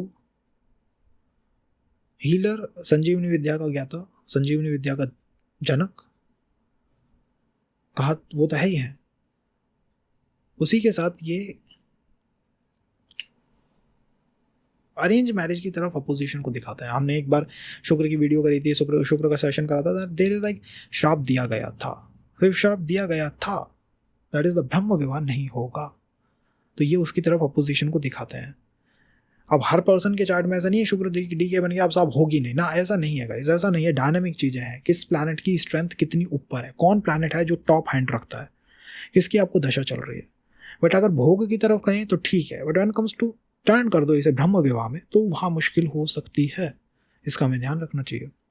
शुक्र हमेशा बुध और सूर्य के आसपास रहते हैं, तो पर्सन के अंदर ego, royal outlook, royal energies वो आपको मिलेंगी। माइंड के अंदर बुद्धि वाला पर्सन मिलेगा, मतलब वो जानता है, वो अपनी बुद्धि को प्ले करना जानता है। ऐसा नहीं है कि साहब ने बुद्धि भी नहीं और रॉयल आउटलुक भी नहीं, दोनों ही आपको देखने को मिलेगा। आईज अलग तरह की होती हैं, कॉज सूर्य का इन्फ्लुएंस हमेशा बना रहता है, बुद्ध का इन्फ्लुएंस बना हुआ है, इसीलिए फेस का आउटलुक भी बुद्ध जैसा हो सकता है। तो ये कुछ चीज़ें हैं। जिस राशि में शुक्र बैठ रहा है ये उस राशि में कहीं ना कहीं श्राप भी देता है और उस राशि को थोड़ा अपलिफ्ट कर देता है। जैसे मान लीजिए अगर मैं आपसे कहूँ लक्ष्मी योग बन रहा है शुक्र के कारण, तो आप भग के देखेंगे यार लक्ष्मी योग बन रहा है किस राशि में बन रहा है। और अभी मैं कहूँ कि शनि की 7.5 चल रही है, आपका मन आएगा यार इन 3 राशियों को हटाओ जीवन से, ये 7.5 के अंदर आ गई। दिस इज द थिंग, शुक्र की तरफ हम भागते हैं, शुक्र जहाँ दिखेगा भगेगा आदमी। तो शुक्र किस राशि के अंदर बैठा हुआ है, वो राशि बहुत इंपॉर्टेंट है। वो राशि आपके जीवन में पर्सन को स्टैब्लिश करा सकती है। आई रिमेंबर शुक्र कहीं अगर चंद्रमा के आसपास आ गया, चंद्रमा की राशि में आ गया, it is like name fame प्राप्त कर लो, पर्सन अपने आप आ जाएगा। पर्सन इज लाइक मैं पहले पर्सन ढूंढूंगा, संभव नहीं है भाई। तो ये डिफरेंस है कि वो राशि कौन सी है। दिस इज द दारा कारक। दारा कारक की चीज़ वो कैसे चैनलाइज हो रही है, कैसे वो प्ले कर रही हैं, कैसे वो सब कुछ को मोल्ड कर रही हैं। तो आपको ये देखना चाहिए कि मेरा दारा कारक कौन है, कहाँ बैठा है, किस तरह का प्लैनेट है, किस तरह की एनर्जीज को चैनलाइज करना चाह रहा है और कर रहा है, नॉट चाह रहा है, कर रहा है। तो ये कुछ इंपॉर्टेंट चीज़ें हैं जब शुक्र दारा कारक बनता है। पर्सन को खुद ही तलाश करनी चाहिए, that is more helpful. Education institute and all ये हेल्प कर सकते हैं, शुक्र की जगह निश्चित रूप से हेल्प कर सकती हैं। पर्सन शुक्र के इन्फ्लुएंस के अंदर देखने को मिलेगा ही मिलेगा। बट वो जो मैंने आपको बात बताई उसका ध्यान रखिए कि ब्रह्म विवाह इज़ लाइक वहाँ वो चैलेंजिंग पार्ट बनता है। शुक्र का डिस्पोजिटर बहुत इंपॉर्टेंट है, वो ये डिसाइड करता है कि ये रिलेशन कहाँ से टर्न आउट हो सकता है या कौन सी राशि है जो पॉजिटिव रोल प्ले करेगी। अब हमने शुक्र को कवर करा, हम बुध की तरफ आते हैं। सो बुध इज़ द दारा कारक। ना बुध जब दारा कारक बनेगा तो बुध जैसी ऊर्जाएं आपको हेल्प करेंगी। दारा कारक वो प्लैनेट जो आपको हेल्प करने के लिए धरती पर आया है। तो बुध जैसी ऊर्जाएं जब आपको हेल्प करेंगी तो पर्सन हो सकता है थोड़ा बिजनेस माइंडेड हो, थोड़ा मैथमेटिक्स की तरफ हो, थोड़ा एस्ट्रोलॉजी की तरफ हो, थोड़ा कैलकुलेशंस की तरफ हो, थोड़े अलग लेवल की बातें करने वाला हो। अगर मेष राशि या फिर फायर तत्व की राशियों में तो अति का प्रैक्टिकल दिखेगा, डिसिप्लिन दिखेगा। अगर वाटर तत्व की राशियों में है, चंद्रमा के साथ है, तो बिल्कुल डिसिप्लिन वाला नहीं होगा, वो इमोशनल होगा, बिकॉज बुद्धि वहाँ इमोशन से लड़ रही है। तो यहाँ दारा कारक ऐसा होता है, तो ये तो व्यवस्थाएं बनी बट बुद्धि का चीज़ों से लड़ना। तो ऐसे लोग अर्ली एज में तो मैंने बहुत कम देखे हैं बुद्ध दारा कारक है और पर्सन बिल्कुल सीधा हाँ कर जाए, बिकॉज उसकी बुद्धि चीज़ों से लड़ाई कर रही है। जब इन लोगों के ऑप्शंस खत्म होने लगते हैं ना, अगर आपका बुद्ध दारा कारक है तो जब तक आपके पार्टनर के ऑप्शंस खत्म नहीं होंगे वो चीज़ों में आगे नहीं बढ़ना चाहेगा, बिकॉज बुद्ध है। तो इंद्रियों से ऊपर है चंद्रमा मन, और मन से ऊपर है बुद्धि, और बुद्धि से ऊपर है आत्मा। सो यहाँ बुद्धि को यूज़ करने वाला पर्सन हो सकता है, तो वहाँ ऑप्शंस खत्म होने चाहिए। बुद्ध जैसा है तो बुद्ध जैसा ही दिखाई देगा, बोलने में बुद्ध जैसा लगेगा, वाकपटु होते हैं, बोलेंगे तो ऐसा बोलेंगे, लेयर्स बना देंगे, बातों के जाल फेंकने वाले लोग। नीच के कहाँ होते हैं, पाइसिस में, मुक्ति की तरफ, लिबरेशन की तरफ। तो ऐसे लोग कई बार ऐसे हो जाते हैं, आपका पार्टनर बहुत सोच समझ के देखिएगा, अदरवाइज ना जाने दे ना आने दे, वो दोनों चीज़ों को रोक के बैठ जाए, बिकॉज वो अपने ऑप्शंस के ऊपर वर्क कर रहा है। और नीच के कहाँ होते हैं, उच्च के कहाँ होते हैं अपनी राशि में, तो दे लाइक हम जा बताएंगे क्या करना है। अगर ये बुद्ध मजबूत है तो ये व्यवस्था है, अगर ये बुद्ध कमजोर हो गया, शेडबल में है ही नहीं इसके पास पावर, रिलेशंस बनने ही कठिन हो जाएंगे। पहली बात, बन भी गए तो चलाने के अंदर सामने वाला पर्सन थोड़ा माइंड गेम्स को खेलने वाला हो जाएगा, मतलब उसकी तरफ से ऐसी एनर्जीज आएंगी कि वो उसके लिए जीवन का यही एक उद्देश्य बच गया है बस। द थर्ड इज बुद्ध की राशि के अंदर शुक्र जो है वो नीच के होते हैं, तो शुक्र के साथ इनका थोड़ा बैर, आप मान सकते हैं कि एक बैर है या एक विरोध है कि शुक्र यहाँ आके ही नीच के हो गए। तो भोग की तरफ ज़्यादा रहना या बिल्कुल ही भोग ओरिएंटेड हो जाना, या आप बिल्कुल अपने पार्टनर से चाहें कि वो पैसे को बुरी तरह लेविशली खर्च करे। अगर बुद्ध कमजोर है तब तो कर देगा, बट अगर मजबूत है तो नहीं करेगा, विश्वास करिएगा, शडबल उठा के देख लीजिएगा। दिस इज द थिंग ना, वो डायनामिक हो गया प्लैनेट, वो तीनों तरह के रोल प्ले कर सकता है, बिकॉज उसकी राशि ही द्विस्वभाव राशियाँ हैं, उनका एलिमेंट ही डबल एलिमेंट है, they believe in the duality. तो वो डिलेमास को लगाती हुई चलती हैं, वो दो ऑप्शंस को बनाती हुई चलती हैं, वो दो लेयर्स को साथ लेके चलते हैं। इसीलिए बुद्ध के जो नक्षत्रास हैं वो इसी सर्पेंटाइन नक्षत्रास हैं वो, वो लेके चलते हैं 2-2 3-3 एनर्जीज को साथ। तो यहाँ बेटर और बेस्ट ये है कि थोड़ा समय लिया जाए और षडबल को देखा जाए। बुद्ध का dispositor is important because Buddha ने उस राशि में ट्रस्ट करा। लाइक बुद्ध अगर किसी राशि को ट्रस्ट कर ले बहुत बड़ी बात है वो। बुद्ध साहब मेरा लियो में बैठ गया, अच्छा सूर्य को इसने ट्रस्ट करा है। तो आप सूर्य के जैसे आउटलुक भी आपको आपके पार्टनर में देखने को मिलेंगे, और जितना आप उससे सूर्य की बातें करेंगे वो उतना खुश रहेगा बिकॉज उसके बुद्ध ने, मतलब आपका डिस्पोजिटर है वो आपके राशि में सिंह राशि में बैठ गया, तो आपका दारा कारक ट्रस्ट कर रहा है सिंह को कि सिंह ने यार मुझे स्थान दिया है। So if he trusting something then he trusting only the सिंह। फादर को ट्रस्ट कर सकता है, फादर की तरफ से बात आए तो मानने वाला हो सकता है, या गवर्नमेंट अथॉरिटीज को ट्रस्ट करेगा। तो ऐसे लोगों से सपोर्ट लिया जा सकता है और उसे मैनिफेस्ट किया जा सकता है। So that's the thing with planet Buddha. ये इस तरह से व्यवहार करता है, चंद्रमा से थोड़ा अजीब तरह का व्यवहार करता है। तो चंद्रमा की तरफ I don't know what, but stories में तो है चंद्रमा की स्टोरीज के अंदर क्यों ऐसा है, बट चंद्रमा से थोड़ा सा अजीब व्यवहार है। अगेन अध्यात्म की तरफ अगर आप जाएंगे तो बहुत ज़्यादा कैलकुलेटिव पर्सन, मैथमेटिक्स या इन चीज़ों में उलझा हुआ पर्सन आपको अच्छा नहीं लगेगा, बिकॉज अध्यात्म ब्रिंग्स द रियलिटी। ये अध्यात्म मीन्स सोल तो तुम्हारी ऐसी है, और सोल ने पिछले लाइफ में इसका विरोध करा है कि बुद्ध नहीं चाहिए। तो यहाँ कई बार तो शुरू में तो अच्छा लगता है पर्सन इस सर मैं अध्यात्म में जब चला गया जब मेरा क्या होगा। अरे अध्यात्म में तुम चले गए, इसी वजह से इस प्लैनेट के टुवर्ड इंटरेस्ट जो है वो डाउन हो गया। सो ये इसका ध्यान रखना चाहिए। तो बुध हमने कवर कर लिया, एंड आई थिंक गुरु शुक्र हमने कवर करा है, सूर्य मंगल चंद्रमा हम कवर कर लिए, मंगल को कवर करते हैं। सो मंगल इज़ द धाराकार का वो एनर्जी जो आपको हेल्प करती है, लाइफ को बैलेंस करती है, लाइफ को सेट कर देती है, लाइफ को स्टेबल करने की कोशिश करती है, और जिससे आप कभी भी सपोर्ट ले सकते हैं। जब सबसे सपोर्ट बंदा आएगा तब इससे आएगा। मंगल है आपका पर्सन है, तलवार लेके बैठा है, आ जाओ मेरी शरण में आ जाओ, प्रोटेक्ट कर लूँगा, इस तरह की एनर्जी है। औरों की रिस्पॉन्सिबिलिटी लेने की राशि है। यही राशि है लिटरली जो केतु के फर्स्ट नक्षत्र को ला के दे देती है, ठीक है अश्विनी आ जाओ मेरे अंदर बैठ लो। केतु को कौन रखेगा, बट ये रखते हैं केतु को, ठीक है, क्योंकि ये इनके अंदर है ना, वो हम रिस्पॉन्सिबिलिटी लेंगे। वेर द सोल्जर, तो ये सोल्जर आउटलुक आपको पर्सन के अंदर देखने को मिलेगा। वो जब ज़्यादा इंटरेस्टेड रहेगा जब आप उससे कहें कि तुम्हें मेरी रिस्पॉन्सिबिलिटी लेनी है, लाइक ओके ये बहुत शानदार काम है, बिकॉज ये उसे पसंद है। अगर आपने कह दिया कि ना तुम्हें कोई रिस्पॉन्सिबिलिटी नहीं लेनी, तुम बस आराम से आराम करो ना, that he not going to like. इन्हें फाइटिंग करना पसंद है, फाइट यहाँ होती है, फाइटिंग जज्बा होता है, विल पावर बहुत स्ट्रांग होती है, तो यहाँ मैरिज टर्न करना बहुत आसान हो जाता है। मंगल चाहिए अगर आपको मैरिज अगर टर्न करनी है in this culture, you really need Mangal. मैंने आपको शुरू में ही बताया कि कल्चर्स का किस तरह डिफरेंस है, देश काल पात्र का। तो ये एक व्यवस्था बनती है। सिबलिंग्स की तरफ हो सकते हैं कि उनके सिबलिंग्स ज़्यादा हों, सिबलिंग्स के नंबर ज़्यादा हों, या सिबलिंग्स की तरफ इंटरेस्ट काफ़ी ज़्यादा हो, और अर्ली एज में कुछ ना कुछ हुआ होगा, दैट इज़ एक ट्रॉमेटिक चीज़ उनके अर्ली एज के अंदर हुई होगी। बात करोगे तो बात करने से ही पता लग जाएगा, बिकॉज मंगल का बचपन जो है बहुत ज़्यादा रुष्ट भ्रष्ट वो है बचपन। 2 भूमि पुत्र हैं, भूमि से ही निकले हैं, भूमि से उपजे हैं, बट उनका बचपन जो है थोड़ा डिस्टर्ब्ड बचपन है। तो ये आप पता कर सकते हैं। हो सकता है प्रॉपर्टी रियल इस्टेट इस तरह के किसी वर्क में हो, तो फायरी एनर्जी तो रहेगी। वाटर का मंगल है और ज़्यादा अलग तरह का मंगल है, फायर का मंगल है अलग तरह का मंगल है, बट मूल उसका पैटर्न यही है। Moon is like the fire energy, fire outlook आपको देखने को मिलेगा, द फाइटिंग विल आपको देखने को मिलेगी, विल पावर आपको देखने को मिलेगी। डिस्पोजिटर देखिए किसकी राशि के अंदर आके बैठ गया, कि भाई तुम बैठे किसकी राशि में, ठीक है साहब मैं तो चंद्रमा की राशि में बैठा हूँ। मंगल चंद्रमा की राशि में बैठ गया। एक सोल्जर है जिसको कोई राशि अपनी क्यों दे रहा है, टू प्रोटेक्ट, कि मुझे प्रोटेक्ट करो, मुझे बचाओ। अगर आप सोल्जर को घर बुलाओगे, पुलिस को घर बुलाओगे और गार्ड रखोगे तो क्यों रखोगे, मुझे प्रोटेक्ट करो। So here the role is कि आप मुझे प्रोटेक्ट करिए। अगर वो चंद्रमा की राशि में है, लाइक ठीक है आपने दारा कारक को उठाया, आपने उसको कर्क राशि में बिठा दिया, मेरे इमोशंस को प्रोटेक्ट करो। अगर वो नहीं कर पा रहा है, खुदा ना खास्ता उसकी दशा ऐसी चल रही है, उसकी व्यवस्थाएं अनुकूल नहीं है, तो चीज़ें डिस्टर्ब हो जाएंगी। सो यू नीड लाइक ठीक है तुम मुझे प्रोटेक्ट करते हुए चलो। सिंह में बैठा है तो मेरे आउटलुक को, मेरे स्टेटस को तुम्हें प्रोटेक्ट करना है। That you want from your partner, from your spouse, ये आपको चाहिए। और ऐसा ही पर्सन मिलेगा जो मंगल जैसा हो। मंगल की हजारों खूबियाँ हैं, बट बेसिक क्या है उसका, सोल्जर आउटलुक, उसका प्रोटेक्शन करना, उसका डायरेक्ट फाइट करना, और इनडायरेक्ट से भी नहीं घबराना, हिडन से भी नहीं घबराना। स्कॉर्पियो है उसके पास, ऑकल्ट भी देखने को मिलता है, ऑकल्ट का टच देखने को मिलता है। कुछ साधनाएं बिन मंगल के हो नहीं सकती, तांत्रिक साधनाएं दे आर नॉट परफॉर्म ही नहीं हो सकती, तो वो भी देखने को मिलेगा। But they are not like intellectual है, कॉपी किताब की बात करें, आपसे बैठ के 10 घंटे ज्ञान की बात करें, ध्यान की बात करें ना। करना है सो करना है, करके दिखाओ, एक टू द एक्शन है, एक्शन पे विश्वास करते हैं। कुछ राइजिंग के लोग हैं जिन्हें बहुत सोच समझ के एक्शंस करने चाहिए मंगल जब दारा कारक बने, बिकॉज मंगल का कई प्लैनेटों के साथ अच्छा खासा विरोध है, इसका गुरु के साथ भी है, इसका शनि के साथ भी है, भौम अंगारक योग भी यही बनाता है।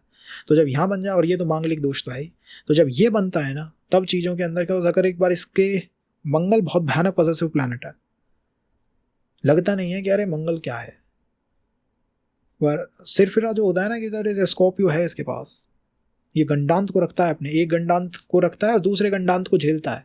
पाइसिस से एरीज एक गंडांत, स्कॉर्पियो से सहज एक गंडांत, और गुरु मैंने आपको बताया गुरु is for the arrange marriage, ये दोनों के बीच में गंडांत रख के बैठा, यहाँ इमोशनल टर्मोइल्स हो सकते हैं। अध्यात्म पे अगर आप बहुत ज़्यादा जाएंगे, अध्यात्म क्या करेगा, थोड़ा डिस्टर्ब कर सकता है, मंगल को डिस्टर्ब कर सकता है, लाइक ये एनर्जी मुझे क्यों मिल रही है, मुझे नहीं चाहिए ये एनर्जी। तो इस तरह से मंगल यहाँ डिस्टर्ब हो सकता है, उसका आपको ध्यान रखना चाहिए कि मंगल को आप डिस्टर्ब ना करें। अध्यात्म बहुत ज़्यादा करेंगे, ठीक है, मैं अपनी सोल को, तो वो सोल क्या कह रही है कि भाई मैं पहले ही कहा था कि मुझे ये प्लैनेट पसंद नहीं है, पिछले जीवनों में मुझे नहीं था, like I am losing interest, thing is you are doing something that's so wrong. तो भौतिक वर्सेस स्पिरिचुअल, इसीलिए स्पिरिचुअल होना है तो वो जान के वही है कि किस तरह की spirituality going to help me, my this planet, my दाराकार का, माई आत्मकार का। यहाँ प्रोटेक्शन इज एवरीथिंग। शनि अगर आपका डी के बन गया तो देखिए शनि बहुत धीमा चलता है, शनि इज लाइक, शनि अगर है ना तो शनि धीमा है।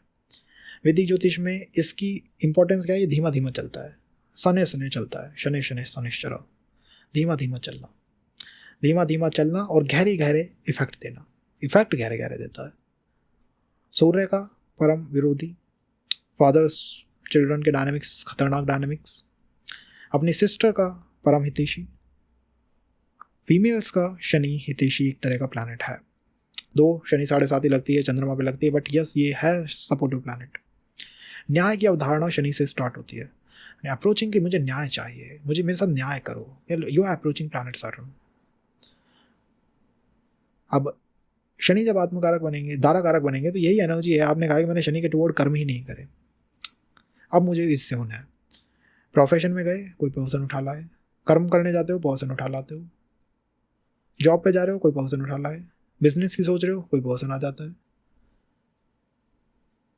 शनि जब डी के बन चुका है तो ये लाइक जो पर्सन आ रहे हैं उनकी पर्सनालिटी शनि जैसी है, धीमा धीमा चलना, धीमा धीमा, मैच्योर टाइप की पर्सनालिटी है।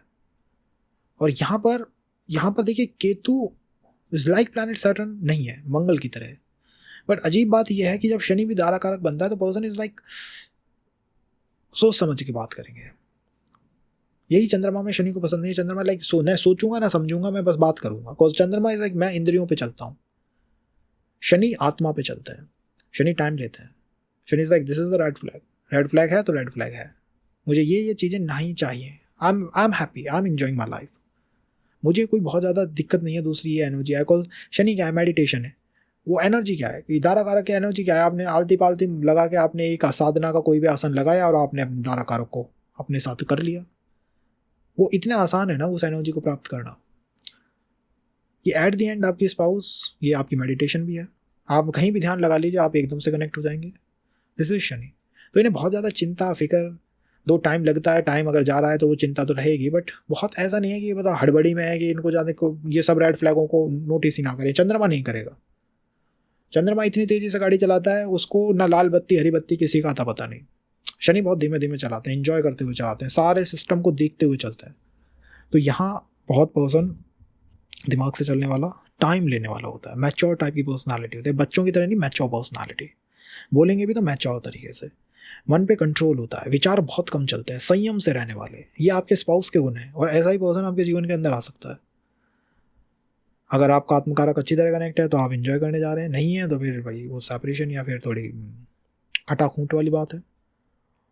शनि का डी के होना अच्छा है, शनि अगर दाराकारक है तो वो शनि अच्छे दाराकारक है। मुझे लगता है समय धीमा धीमा चलना is far better than planet moon की तरह चलना, बिकॉज यहाँ पे जो भी रिजल्ट आएंगे यहाँ मोस्टली अरेंज की तरफ चली जाती है बात, बिकॉज मैच्योर है ना, आउटलुक मैच्योर है।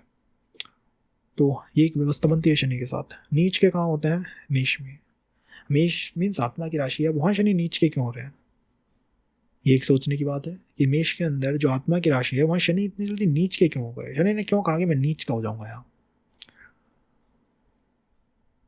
This is the thing. पर शनि की मूल त्रिकोण राशि जो है वो इच्छाओं के रिवॉर्ड की राशि, रिवॉर्ड देती है वो आपको। कैप्रिकॉर्न तो निष्काम कर्म है, बट एक्वेरियस रिवॉर्ड है।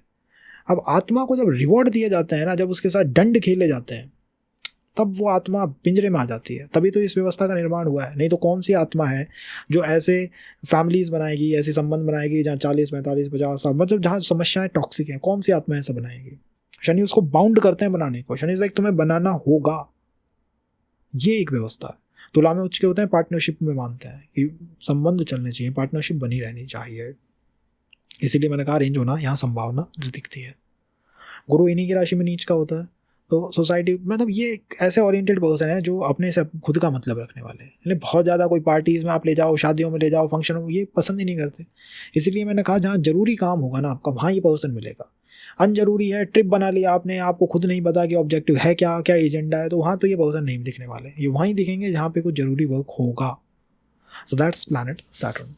इसको आगे और कवर करेंगे, सेकंड है, थर्ड सीरीज में और देखेंगे इनके बारे में, पूरी फैमिली तक को समझ सकते हैं विद द धारकार का ओनली।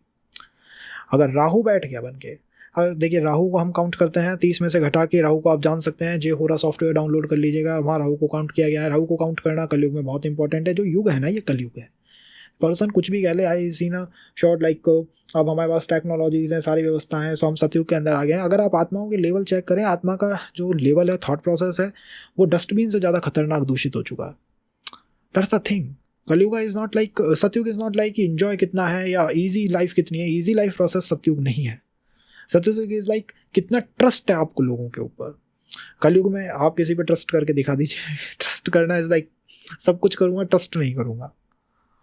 तो दैट्स वी आर इन कलयुग। और जहाँ ट्रस्ट की बात आती है वहाँ राहु आता है। अब राहु जब डी के बनता है, कैसा बनेगा? आपको लग रहा होगा बड़ा बेकार प्लैनेट है, खतरनाक स्थिति बन गई साहब, ये क्या हो गया? राहु ऐसा नहीं है। राहु इज द डी के। राहु कहता है मैं कलयुग का खिलाड़ी हूँ। तो ऐसे पर्सन आपको मिलेंगे प्रैक्टिकल, ऐसे पर्सन आपको मिलेंगे बहुत ज़्यादा बुद्धि रखने वाले, कलयुग में कैसे जीना ये जानते हैं। तो इस तरह का धाराकारक होना इंडिकेट्स कि आपका स्पाउस पार्टनर जो लाइफ में आएगा वो कैसा है, जो जानता है कैसे प्रैक्टिकल होना है, कैसे जीना है इस जीवन को, कैसे लाइफ को सस्टेन करना है, आगे बढ़ाना है। और जब भी मैंने राहु को धाराकारक देखा है, मोस्टली मैंने चंद्रमा को या फिर जुपिटर को आत्मकारक देखा है। तो कॉज खुद आप ऐसे पर्सन है, सेल्फलेस हैं, आपसे कोई आपके कपड़े छीन के ले जाए, बट आपका पार्टनर जिस दिन आपके जीवन में आ गया, लाइक फील लाइक अरे ठीक है साहब, मैं भी जीवन जीना सीख गया। आई एम ऑल्सो लाइक ठीक है, प्रैक्टिकल कैसे होना है, कलयुग में कैसे जीना है। सो इनके पास वो जीने की कला जो है ना कलयुग के अंदर, वो इन्हें आती है। यही पर्सन आपके जीवन में आपको आके हेल्प करेगा। इसकी तरफ जब भी जाओगे ऐसा लगेगा बहुत जीवन आराम का हो गया। आराम का इन द स्टार्ट तो आराम का बहुत लगेगा, because you are enjoying the Rahu, you are enjoying like attraction है, खतरनाक है, बातों में गहराई है, बहुत गहराई है। पर्सन के अंदर डिफरेंट लेयर्स हैं, डेप्थ बहुत ज़्यादा है, अंदर तक बहुत ज़्यादा जा सकते हो। पर्सन ऐसा लगता है कि बहुत अमेजिंग टाइप की पर्सनालिटी है, खतरनाक की पर्सनालिटी है। पर्सन सॉफ्ट है, स्वीट है, जेंटल कह सकते हैं आप, जेंटल है, बट मुझे ऐसा लगता है कि ये कलयुग में जीना जानते हैं। सो दे नो अगर इन्हें कुछ पसंद आ गया तभी ये रिलेशन चलेगा।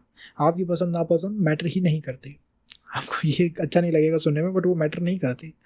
सामने वाले को पसंद है तभी चीज़ें आगे चलेंगी, otherwise the person can block you any time. आप ब्लॉक कर भी नहीं पाएंगे। अगला पर्सन जानता है कि जीवन कैसे जिया जाता है। कुछ ना कुछ फेस पे इंपॉर्टेंट होगा, फेस पे देखने से पता लग जाएगा, टीथ में, फेस पे कुछ ना कुछ इंपॉर्टेंट हुआ होगा। कुछ अजीब तरह की एनर्जीज भी देखने को मिल सकती हैं, पॉजिटिव हो सकता है। फैमिली का कल्चर, फैमिली का जो सिस्टम है थोड़ा स्पॉइल टाइप का हो सकता है। दो ऊंची फैमिली से आ सकते हैं, बिकॉज कलयुग में मैंने आपको बताया राहु ऊंचाई है तो कोई राहु है, ऊंची फैमिली से, बट एक कॉम्प्लिकेटेड इकोसिस्टम के साथ। कभी अपने आप को कंफ्यूज मानते हैं, कभी अपने आप को एग्जैक्ट मानते हैं कि मैं बिल्कुल राइट हूँ। तो दोनों व्यवस्थाएं हैं।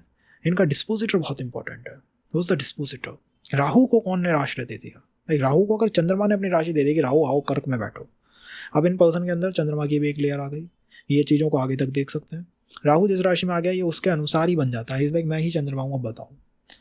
राहु सूर्य की राशि में आ गया, बहुत ज़्यादा रॉयल आउटलुक। फैमिली में कोई ना कोई गवर्नमेंट सर्विस में मिल जाएगा। फैमिली के अंदर तो ईगो भी हो सकता है, ईगो क्लैशेस बनते हैं। तो राहु जब डी के बनता है क्या मैरिज होना बहुत आसान होता है। बल जब तक फैमिलीज एंड ऑल सोसाइटी जब तक दूर है, सोसाइटी जब तक इन्वॉल्व नहीं है, चीज़ें सबटल लेवल पे चलती हैं, आराम के लेवल पे चलते हैं। चीज़ों में छुपना एंड ऑल ये देखने को मिल सकता है, वह छुपी चीज़ें हैं। वह जब सोसाइटी के सामने आती हैं तब बहुत एफर्ट लगाने पड़ते हैं। कॉस्ट शुरू में लग सकता है, थोड़ा कलंक टाइप की एनर्जीज है, बट अगर ये चल जाता है लंबे समय, व्यवस्थाएं बैठ जाती हैं, तो बिलीव मी, राहु टाइप का पर्सन कलयुग में मिलना और you both going to like, जो पजल के पीसेस है ना वो जुड़ गए। अब ये कार्मिक नहीं है, इमोशनल नहीं है, स्पिरिचुअल नहीं है, ये पजल के पीसेस का जुड़ना है कि लाइफ अब कंप्लीट हो गई, एक सर्कल कंप्लीट हो गया। बस आपका जो पर्सन है, मतलब आपका जो पर्सन है वो कलयुग में जीना जानता है, और आप कहीं ना कहीं जिसके चार्ट के अंदर राहु डी है, कहीं ना कहीं वो सतयुग या त्रेता, यहीं कहीं किसी कहीं की एनर्जी से भटका हुआ पर्सन है। हो सकते हैं आप तो बात भी ऐसी करते हो पुरानी पुरानी, पहले ऐसा होता था, आपका पर्सन अब ऐसा होता है, तो अब ये दोनों जब जुड़ जाते हैं तो दोनों की लाइफ जो है वो कंप्लीट हो जाती है। That's the thing with planet Rahu.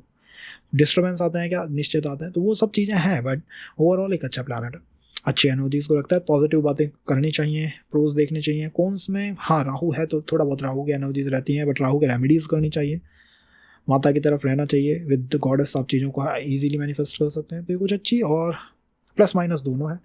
अगले सेशन में और गहराई से समझेंगे इन प्लैनेट्स को, किस तरह से आपको इन्फ्लुएंस करते हैं। तो उसके लिए आप जुड़े रहिए चैनल के साथ, कनेक्ट बनाए रखिए और बातें बताते रहिए, चीज़ों को हम रिफाइंड करते रहेंगे। धन्यवाद। पॉजिटिव नोट के साथ फिर मिलेंगे आपके साथ इसी अगले सेशन में किसी शानदार टॉपिक के साथ। धन्यवाद।